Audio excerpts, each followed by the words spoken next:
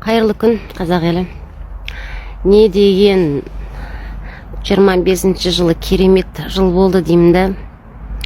Алаяқтардың, жемқорлардың, ашыналардың бетперде шешілетін жыл болып кетті ма? Не болып кеттіз?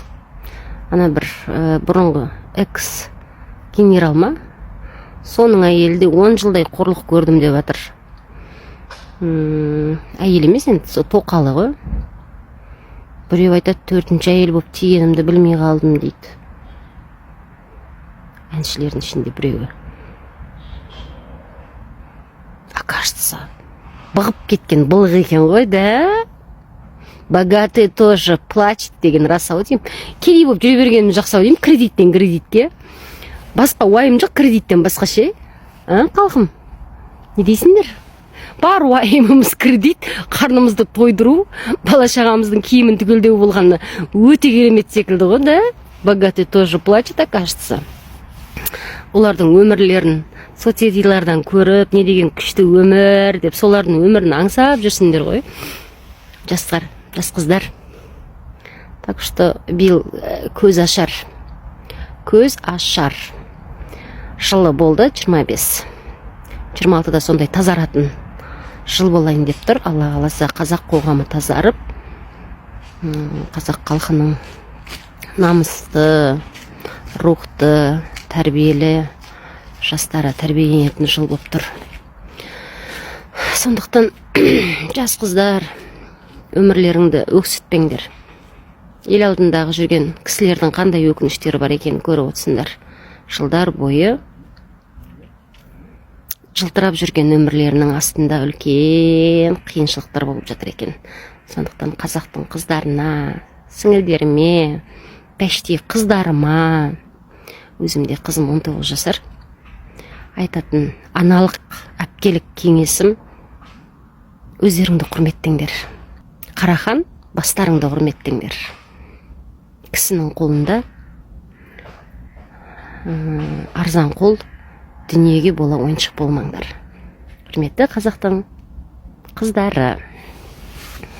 Так что еш нәрсенің несі жоқ екен. Шындығы қиын өмірлер кешкен ғой, барлығы қарап отырсаңыздар. Беттері жылтырағанымен, іштері іріп-шіріп, күйікпен алтын уақыттарын өткізіп жүрген екен.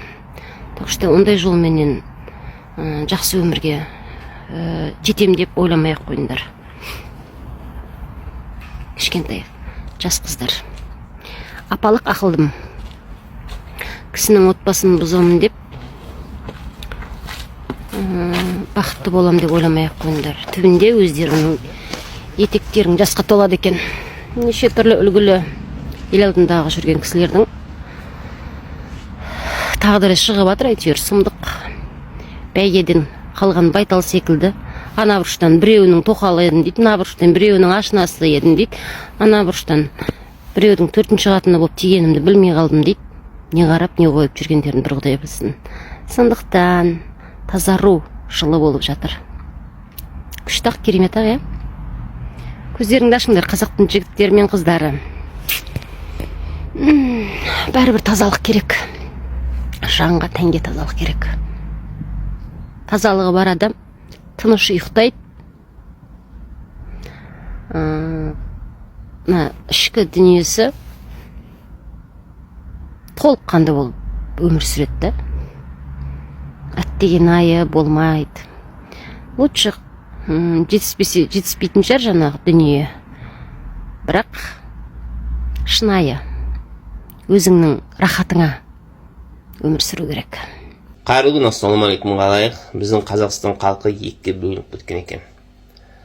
Тіл бойынша және ой бойынша. Сонымен қатар бір-біріне састырады етуде, яғни қайғысына ортақтасуда, қуанышына ортақтасуда екіге бөлініп кеткен. Біз оны неден көреміз? Бүгін Атырауда екі қылмысты дерекке үкім шығарылды. Екеуі де өмір бақи бас бостандығынан айырылды.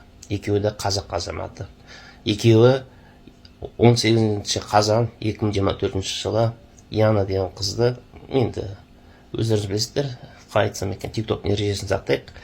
жамандық жасап тусын өмірден қиған, онымен қоймай денесін далаға тастап кеткен, тығып, ал оны ит құстар жеп қойған жартылай тіпті сұмдық оқиға.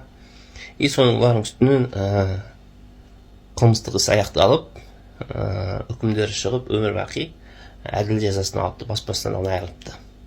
Вот өмірбақи бас бостандығынан айырған екен сот.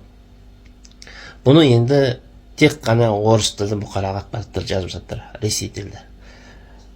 Ал өздеріңіз білесіздер, бұның алдында осыдан 3 күн бұрын Арман Дүйсенов композитордың өмірден батқан кезде өз дертінен емес, кісі қолынан қайту мүмкін екендігін, және оның ұлы да кісі қолынан қаза болғандығын әйел жар салып тұрып айтты. YouTube арнасында өздеріңіз көрген шығарсыздар. Енді бұл оқиғаны тек қана қазақтар ғана обсуждать етіп жатыр, яғни әңгімелеп жатыр. Қазақтар ғана қайғысын ортақтасып жатыр. Сондай бір көрініс алды. Ал орыс тілді бұқаралық ақпарат құрал бұл туралы ләм-мим дегенде жоқ.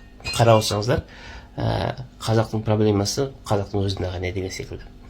Ал жаңағы марқұм қыздың айтқан кезде оқиғасы тек қана қалай екен, жаңағы ресей тілді ұлттарға емес, сонымен қатар біздің ұлтқа да ортақ секілді де, біз де оларға жаңағы ортақтасып жатырмыз.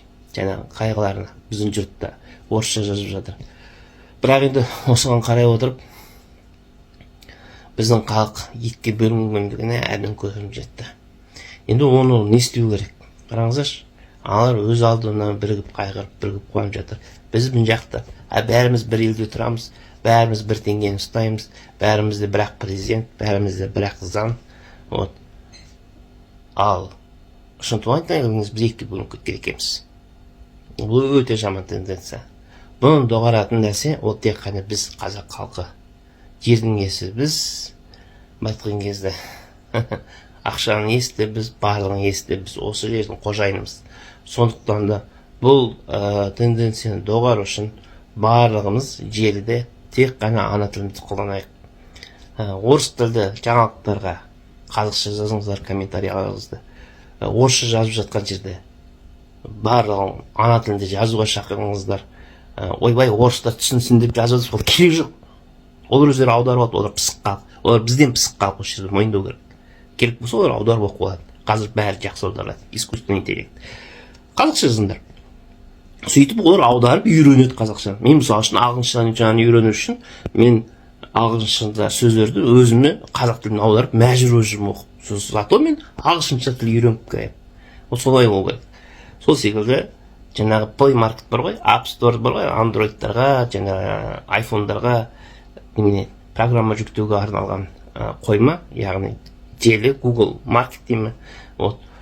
Сол жерге де бағдарламасында қазақша жоқ приложенияларға, яғни телефонның дизлайк басып кетіңіздер, тарамасын. Қазақ тілі сапасыз болса, сапасыз деп жазып кетіңіздер, қазақ тілі тағы дизлайк басыңыздар. Қазақстанға арналған бағдарламалар үшін қазақ тілі жоқ деп, және қазақ тілі бірінші тұру керек деп талап қойыңдар. Мысалы үшін бұқаралық ақпарат құралдарын көбі ашып қалған кезде бірінші орыс тілінде ұсынады. Сол қазақ тілі тұрсын деп жазып, астына дизлайк қосып кетіңіздер. Сөйтіп жаңағы осы желі арқылы бүкіл нәрсені түзеуге болады. Өйткені өздеріңіз білесіздер, қазір әлеуметтік желі, видео хостинг, теледидардағы хабардан көрі халыққа қатты әсер етеді. Социальная сеть. TikTok болсын, Facebook болсын барлығы.